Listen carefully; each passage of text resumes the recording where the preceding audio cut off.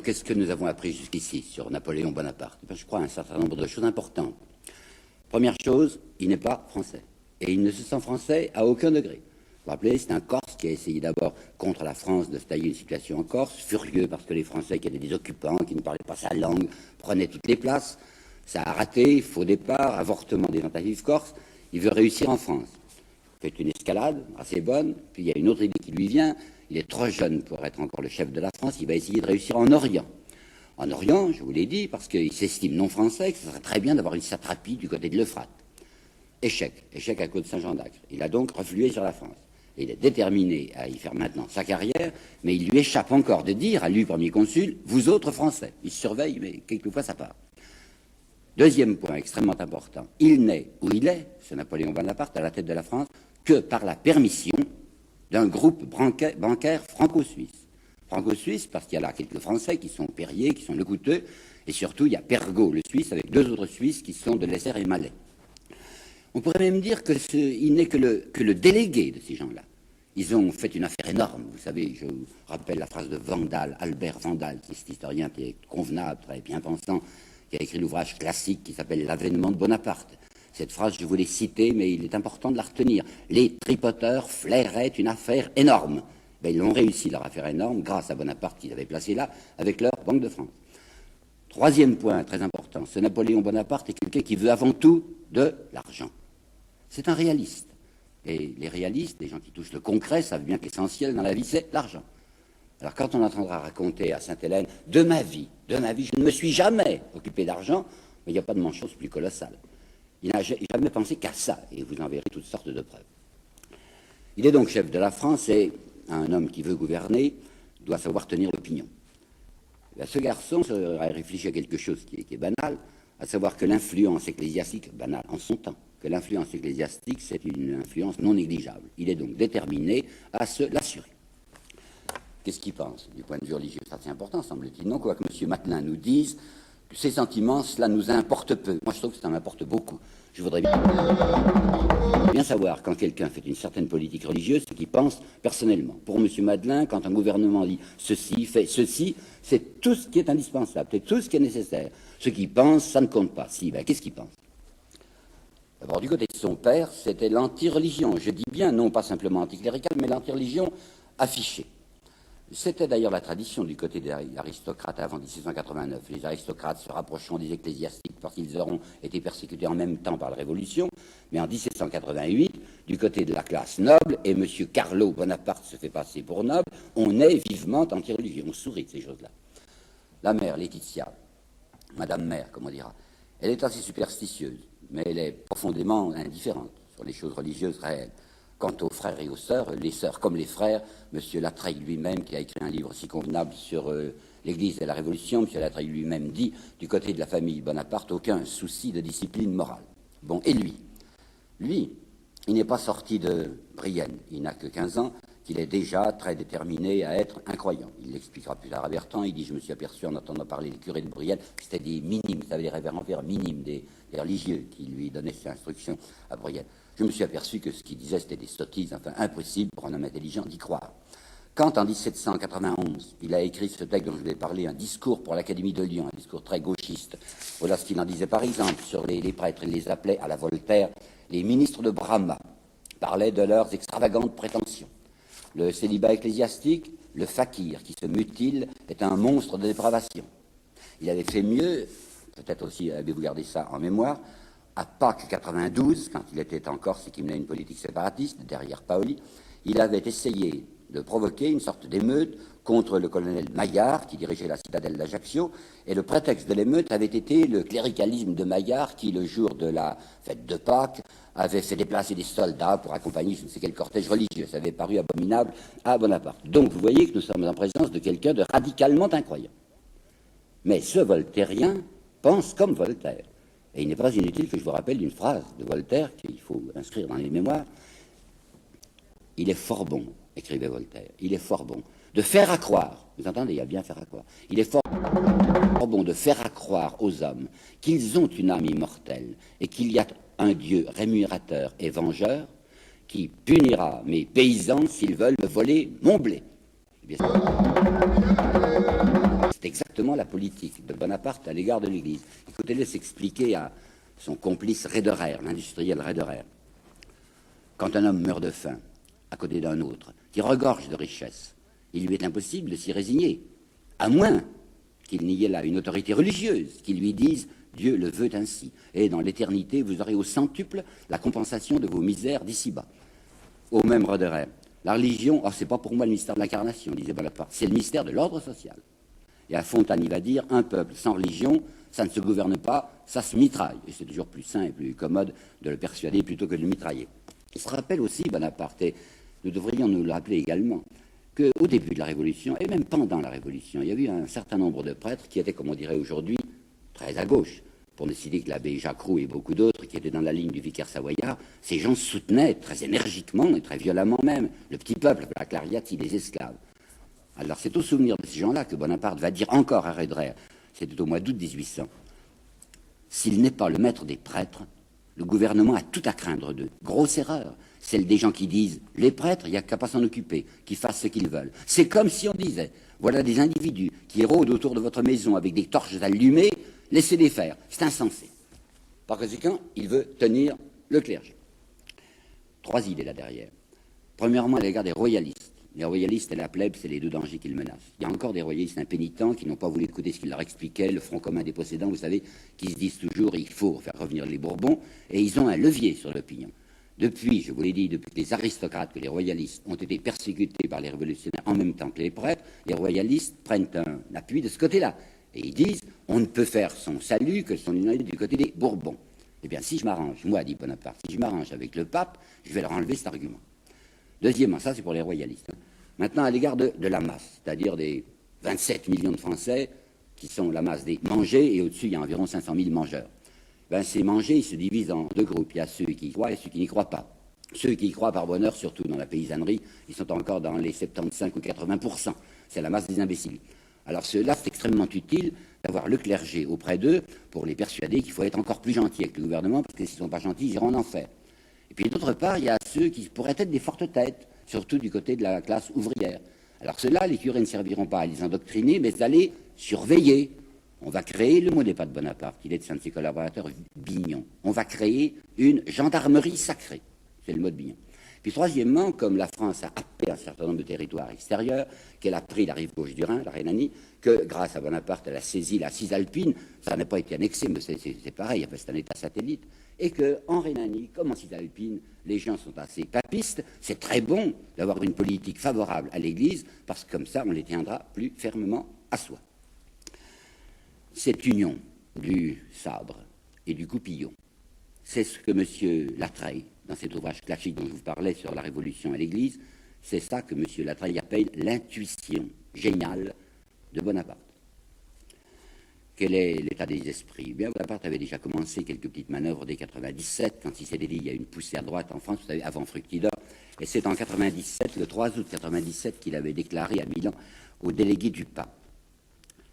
La théologie simple et pure de l'Évangile, la sagesse et l'expérience du pape peuvent avoir des résultats heureux pour la chrétienté et pour la gloire personnelle de sa sainteté, laquelle connaît les sentiments particuliers d'affection que je lui ai voués. Comme commentaire de ce beau petit discours papiste, sachez que parallèlement, il écrivait en France, il écrivait au gouvernement, je suis en train de traiter avec la prêtraille. En 1800, petit progrès. D'abord, il avait fait, j'ai oublié de vous dire, en 98, il avait fait nommer son frère Joseph ambassadeur auprès du pape. Et il expliquera plus tard à Bertrand, il entrait dans ma politique d'avoir le pape pour moi. Vous comprenez, c'était mettre du coup les prêtres de mon bord dans mes vues ultérieures sur la France. Le voilà le 5 juin 1800 à Milan. Décidé, déclare-t-il, à punir de mort quiconque fera la moindre insulte à notre commune religion. Et il ajoute, il a un auditoire ecclésiastique, la France a rouvert les yeux à la lumière et ne demande qu'à nouer des liens étroits avec l'Église de Rome et son illustre chef. Commentant tout ça, avec le cynisme qui lui est habituel, il dit à Roederer, il faut savoir ce qu'on veut. Quand j'étais en Égypte, je me suis fait mahométan avec les mahométans.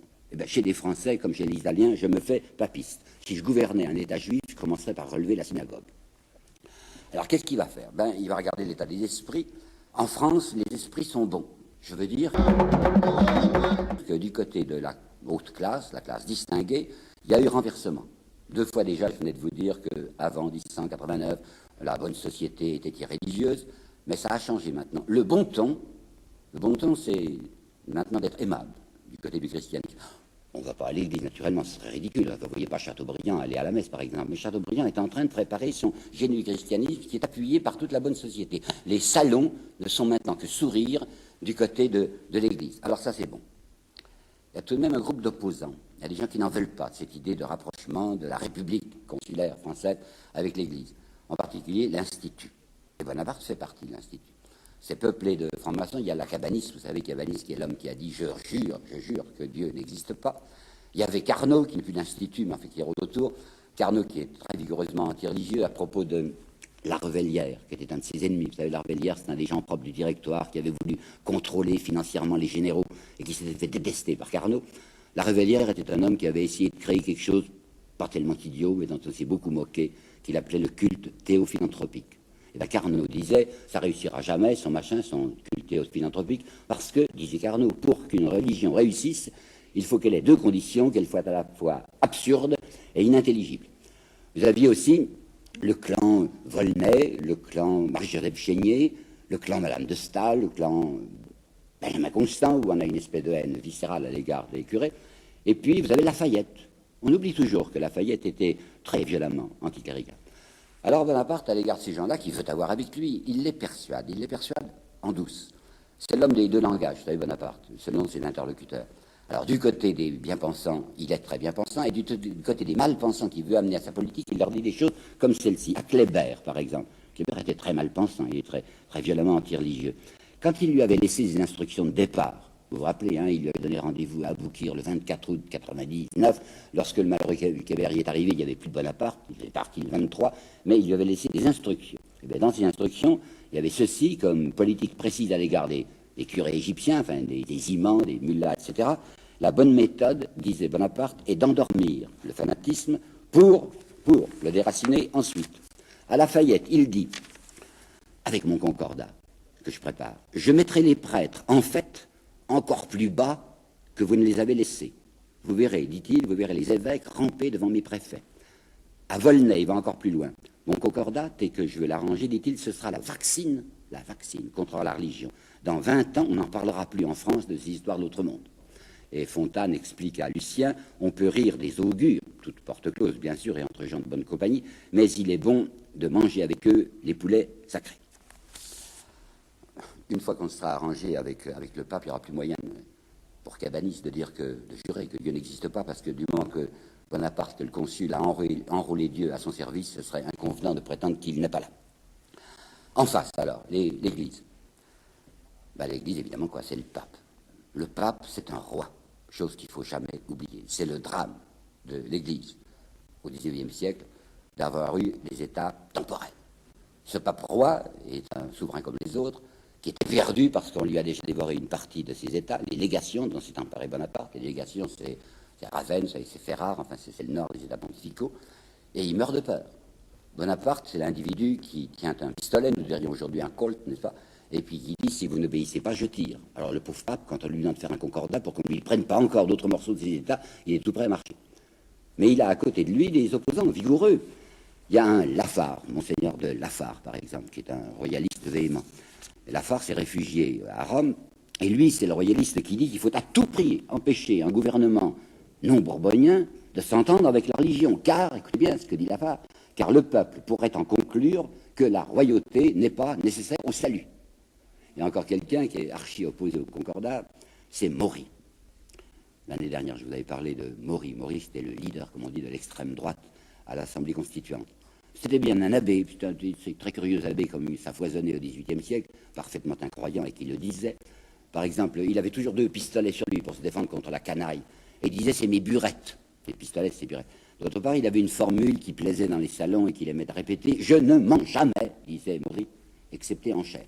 Alors vous avez Lafare, vous avez Maury, vous avez tout le clan des émigrés royalistes qui sont autour du pape et qui essaient de le freiner. Mais en revanche, Bonaparte, il a des alliés dans l'Église. Il en a trouvé un qui s'appelle Bernier. D'ailleurs, il le fera évêque. Bernier, c'était un chouan qui s'était révolté, bien sûr, qui avait marché avec les Vendéens, et puis qui, intelligent, astucieux, habile, ami du concret lui aussi, était passé du côté de Bonaparte, c'était le plus fort. Il aura également, Bonaparte, il aura Caprara. un cardinal, qui sera même bientôt légat à Paris. Caprara, quelqu'un nous renseigne sur lui assez bien, c'est le valet de chambre de Bonaparte, Constant. On a republié récemment les mémoires de Constant, et Constant disait Caprara plaisait à tout le monde, excepté peut-être à quelques vieux prêtres chagrins, par la grâce de ses manières et le laisser-aller de sa conduite. Ça veut dire que c'était un homme infâme qui était couvert de dettes, et 2 fois Bonaparte lui paiera ses dettes, alors il le tient. Il a d'autres alliés, encore du côté ecclésiastique, Bonaparte, il a ceux qui attendent des traitements. Je vais vous en parler dans un instant. L'Église n'est plus rémunérée. Il annonce un concordat où les prêtres et les évêques vont être rémunérés. Ça intéresse, vous pensez, beaucoup de gens. Quels sont les points litigieux pour décider Rome à marcher? D'abord, Rome voudrait, parce que c'est convenable, que la France déclarera qu'elle a pour religion d'État le catholicisme. Oh, il est prêt à marcher Bonaparte, religion d'État, catholicisme, mais il s'aperçoit que du côté de son tribunat, où il y a Benjamin Constant et d'autres, on est furieux, enfin ça va faire une histoire, alors non, il dit au pape, j'aime mieux pas religion d'État, on va s'arranger en disant que c'est la religion de la majorité du peuple français. Mais en revanche, alors les 3 consuls, lui Bonaparte, franc-maçon, Cambacérès, franc-maçon, et Lebrun qui ne l'est pas, vont faire, dans le concordat même, profession personnelle d'être des catholiques pratiquants. Deuxième obstacle, les congrégations. Il y avait beaucoup de congrégations en France avant l'Ancien Régime. Bonaparte ne veut plus en entendre parler. Il dit les congrégations, c'est pas utile. Ce sont des gens qui prient toute la journée, n'ont pas de contact avec le peuple, parce que ils ne peuvent me servir à rien. Il va tout de même céder sur un point, les congrégations missionnaires. Parce qu'il dit, ça, les missionnaires, ça peut me rendre des services.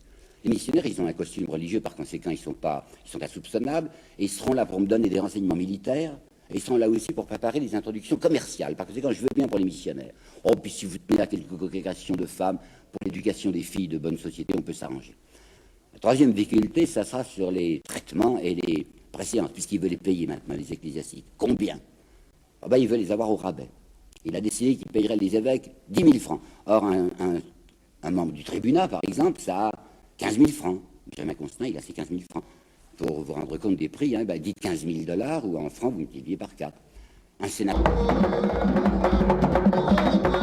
à 30 000 francs. Un évêque, ça vaut 10 000. Hein. Et puis 15 000 pour un archevêque. Quant aux curés, on ne rétribuera que les curés titulaires. 3 000. 3 000 en tout, dans toute la France, qui seront rétribués de 1 000 à 1 500 francs, c'est-à-dire moins que du temps de la constitution civile du clergé. Et puis il y a la question des nominations d'évêques, c'est très important, et naturellement, Bonaparte exige d'avoir dans sa main les évêques. Il veut les nommer lui-même. Alors le pape dit oui, mais enfin, il y a l'institution, vous savez, l'institution canonique, comme on dit. Un évêque peut être désigné par le gouvernement, mais il ne peut pas être un vrai évêque tant que moi, pape, je ne lui ai pas donné l'institution. Bonaparte se méfie un peu en se disant si le pape se met mal avec moi, enfin si ça tourne mal, il va me refuser les institutions, enfin ça fera une sale histoire. Ça va traîner ces négociations, surtout sur la question des institutions. Et quels sont les procédés de négociation de Bonaparte? C'est très intéressant. Caco, c'est le chargé d'affaires qui l'a envoyé à Rome. Caco a demandé un jour, dans un langage qui devait plaire à Bonaparte, quel degré de déférence il devait avoir à l'égard du pape. Dans quelle mesure? Et Bonaparte lui a dit, mon Dieu, écoutez, traitez le pape comme s'il avait 200 000 hommes. Il y a des gens aujourd'hui, paraît-il, qui estiment leurs partenaires, d'après leur compte en banque. Lui, il pense en termes d'effectifs. 200 000 hommes, pas 300 000, non, un monsieur qui aurait à peu près 200 000 hommes à sa disposition. Alors on va utiliser divers moyens. La menace, par exemple. La menace d'un concile en France. Un concile de l'Église française, un concile de l'Église gallicane. Menace d'un schisme. Ça ennuie beaucoup le pape. Jamais Bonaparte ne le ferait. Mais enfin, il pense que c'est un moyen de pression. Un autre moyen, à côté de la menace, c'est la séduction. Et il y a un des délégués de Rome qui s'appelle Caselli. C'est un très brave homme. Et Bonaparte racontera, en se tapant sur les cuisses et en se frottant les mains, il racontera ça à Sainte-Hélène, comment il l'a eu, Caselli. Il dit, je l'avais ému aux larmes. En lui parlant de la Terre Sainte. En effet, vous savez que Bonaparte était allé en Terre Sainte lorsqu'il avait fait son expédition de Saint-Jean d'Acre. Caselli resta convaincu qu'un homme qui parlait avec cette chaleur des lieux saints ne pouvait qu'être utile à l'Église. Il faut aider le premier consul, disait-il. Il a plus de religion qu'on ne pense. Parce que c'est tout de même d'être intelligent. Alors il essayait comme ça d'avoir Caselli dans sa main. Puis il y avait le procédé, quand ça n'allait plus, de l'ultimatum. Deux fois, il y a eu ultimatum de Bonaparte au pape. Une première fois en mai 1801, où il lui a dit, je vous donne 5 jours, et si dans 5 jours le concordat n'est pas signé, vous verrez ce que vous verrez, c'est-à-dire qu'il lui allait manger encore un morceau des États romains. Pauvre pape terrifié, n'ose pas signer tout de suite, mais envoie Consalvi, qui était son secrétaire d'État, enfin, sa première personnalité de Rome, qui va discuter le coup à Paris. Ça traîne encore avec Consalvi, si bien que le 13 juillet 1801, Bonaparte, cette fois, a fait un deuxième ultimatum, non plus 5 jours, mais 48 heures. Nous sommes le 13 juillet. Dans 48 heures, vous signez. Ce ne sera pas tout à fait 48 heures, le pape va tout de même se résigner. On signera non pas le 15 juillet, mais le 16 juillet à 2 heures du matin, et on va signer la 21e rédaction du Concordat. Vous voyez si ça a traîné. Ça a traîné parce que le pape attendait toujours de voir comment ça allait se passer les affaires internationales. Et quand il a vu qu'il n'y avait rien à faire, que l'Autriche cannait avec le traité de Lunéville, que l'Angleterre allait canner, s'il n'y a rien à faire, il n'y a qu'à marcher. Alors le voilà, ça y est, c'est signé, le Concordat est signé. Cet admirable Concordat, la plus belle bataille, écrit M. Madelin, la plus belle bataille qu'il aura été donnée à Bonaparte de gagner.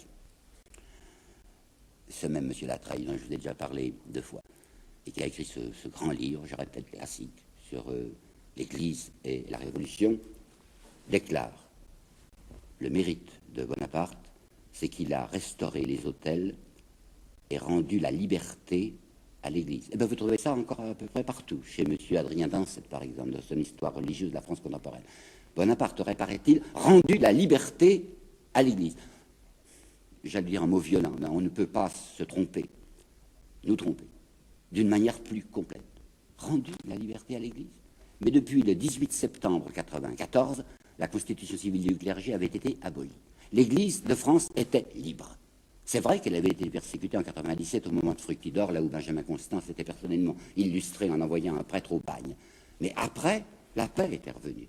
Au point qu'un grand nombre d'églises, je vous en parle en connaissance de cause, dans ma propre région, la région de Bourgogne, nombreuses sont les églises qui ont été construites ou reconstruites entre 1995 et 1800. En 1799, c'est-à-dire à la veille de Brumaire, il y avait 40 000 paroisses en France qui fonctionnaient fort bien.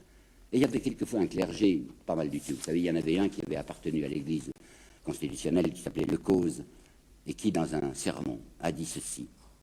Tout ce qui s'est passé contre l'église depuis 89, ne le regrettons pas. Nous vivons et nous sommes meilleurs.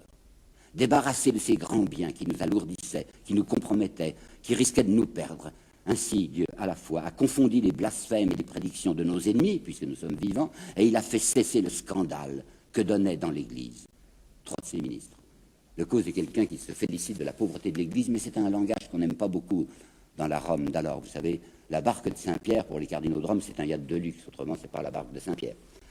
Alors, ça avait été, de la part de Napoléon, un mouvement de domestication de l'Église et non pas un mouvement de liberté. On ne saurait nous tromper, je le répète de la manière la plus violente, qu'en nous disant une chose comme celle-ci, qu'il a apporté la liberté à l'Église. C'est une constitution civile du clergé qu'il impose au pape, et cette fois triomphe avec l'estampille du pape. Monsieur Dancet, Adrien Dancet, est ravi de cette constitution civile, cette constitution civile du Concordat, et il va même écrire le Concordat sauva l'Église de France. Il fut la première étape de la restauration religieuse en Europe. Quelles qu'aient pu être les limites et le prix de cette restauration par Bonaparte de l'Église en France, cette restauration, cette soi-disant restauration, elle lui a acquis des titres éternels, à la reconnaissance des catholiques. Ce n'est pas l'avis de tout le monde, en particulier, ce n'est pas l'avis de Claudel, dans un inédit récemment sorti de Claudel qui s'appelle « Au milieu des vitraux de l'Apocalypse », à la page 196. Je viens de trouver ceci. Le but de Bonaparte avait été de faire de l'Église une branche de l'administration civile et policière, en la vidant de son contenu divin et en faisant du vase ineffable une espèce de casserole percée pour la nourriture des cochons. Claudel n'écrivait pas toujours dans un style extrêmement relevé. Toujours est-il que voilà le Te Deum solennel à Notre-Dame. Qui est-ce qui va parler au Te Deum? C'est Boagelin, ça vous dit rien, Boagelin? Ben, c'était le même évêque à tout faire qui avait déjà prononcé le sermon au moment du sacre de Louis XVI. Il est là maintenant, passe de Louis XVI à Bonaparte. C'est produit quelque chose d'assez bien le soir du Te Deum, c'est que dans une grande réunion qu'il avait donnée aux Tuileries, Bonaparte aperçoit dans un coin le général Delmas. Le général Delmas avait l'air renfrogné. Bonaparte s'approche de lui, il dit alors Delmas, vous n'êtes pas satisfait de la journée, c'était pas beau? Oh, c'était splendide, général, dit Delmas. Mais il ne manquait là que le million de gars qui se sont fait tuer pour qu'on ne voit plus jamais une chose pareille. Oui, c'était la fin de la carrière d'Delmas, vous avez compris. Le génie du christianisme va bénéficier d'un lancement officiel. Le pape, qui sait vivre, va envoyer un chapelet à Joséphine. J'imagine la figure qu'a fait Joséphine en voyant ce fétiche romain entre ses doigts. Ce pauvre pape, naturellement, il couine, comme on dirait aujourd'hui. Vous savez, il veut sa récompense. Alors il demande, le 24 octobre 1801, nous implorons de votre cœur magnanime la restitution des 3 légations et une compensation pour la perte d'Avignon et de Carpentras. En fait, compensation, qu'est-ce qui va arriver? Il va recevoir, si j'ose dire, dans les gencives le pape un coup très dur. Brusquement, sans le consulter, de son chef, Bonaparte a ajouté au concordat que le pape avait signé des articles qu'il appelle organiques. Organiques, ça veut dire qu'ils font partie essentielle du concordat. Et je souligne, le pape n'en avait pas entendu parler, mais c'est comme ça, vous n'avez qu'à marcher. 77 articles organiques, et qui ont surtout pour dessein d'empêcher tout contact direct entre le pape et les évêques. Il faut que les évêques soient entre les mains de Bonaparte. C'est entendu, on demande à l'institution, mais ils n'auront plus le droit d'écrire directement au pape. Le pape n'aura plus le droit d'écrire directement aux évêques français. Tout devra passer par le contrôle du ministère de l'Intérieur et de la police. Deuxièmement, interdiction est faite au clergé français de se réunir en aucun cas. Pas de concile d'évêques à l'intérieur. Pas même de groupement interdiocésain. Pas de réunion d'ecclésiastiques. Vous savez que les ouvriers, par exemple, ils ne doivent pas non plus se réunir. C'est l'interdiction de la loi Le Chapelier qui sera encore renforcée par Bonaparte. Et bien, de même que les ouvriers doivent rester poussière, de même les ecclésiastiques doivent rester poussière. Oh, c'est entendu, l'Église est honorée. Et même Bonaparte lui dicte son devoir. Ministre d'une religion de paix, dit-il, que vos leçons et vos exemples forment les jeunes citoyens à l'amour de nos institutions et au respect des autorités. Qu'elles apprennent de vous que le Dieu de paix est aussi le Dieu des armées, parce que l'Église doit servir pour la conscription. Le 20 février 1803, il dira au corps législatif, l'enfant, maintenant, grâce au concordat, devient docile à la voix de ses parents, et la jeunesse plus soumise à la voix des magistrats. La conscription s'exécute sans défaut dans les provinces mêmes où son seul nom soulevait les esprits, la Vendée. On sait aujourd'hui que servir le gouvernement fait partie de la religion elle-même. Ça s'appelle le cléricalisme. Le pire des cléricalismes, c'est le cléricalisme incroyant. Oh, l'Église est honorée. Oh, pour sûr, je viens de vous le dire. Par exemple, le Saint-Sacrement a droit aux honneurs militaires. Dans les lycées de Bonaparte, la prière est obligatoire. Interdiction est faite à la presse d'attaquer jamais la sainte religion. Mais personne n'y croit, cette religion, dans les hautes sphères gouvernementales.